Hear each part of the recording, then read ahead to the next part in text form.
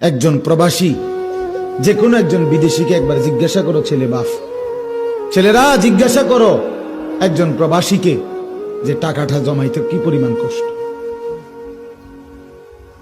কলিজাটা মাটিতে লাগিয়া যায়।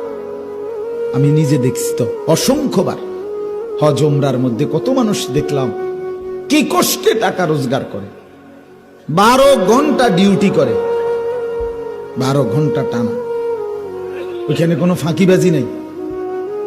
12 ঘন্টা ডিউটির পরে হোটেলের নিচে, বিল্ডিং এর নিচে, আন্ডারগ্রাউন্ডে একটা রুমে 12 জন 14 জন একটা সাদ্দুর বিছাইয়া মাটিত শোয়, নিজেরা রাইন্দা খায়, নিজের জামা কাপড় নিজেরা ধোয়, একটা ট্যাবলেট।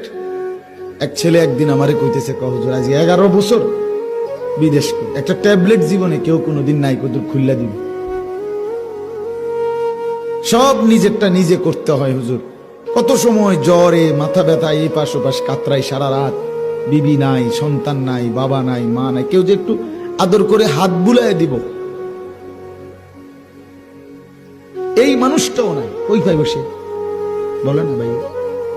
এরপরে এক ছেলে আমার একদিন কইতেছে, হুজুর আমি কোনোদিন যদি কেউ একটা মুরগি এমনি দেয়, কেউ যদি একটা বার্গার দেয়, কিছু একটা দিলে খাইয়া রাত্রের আর রান্ধি না, এই পানি গদ্দুর খাইয়া শুইয়া লাই, যে কি শরীরের ক্লান্তি, এই কষ্ট করে বাপ এই জমানো টাকাগুলো দেশে পাঠায়, সেই টাকা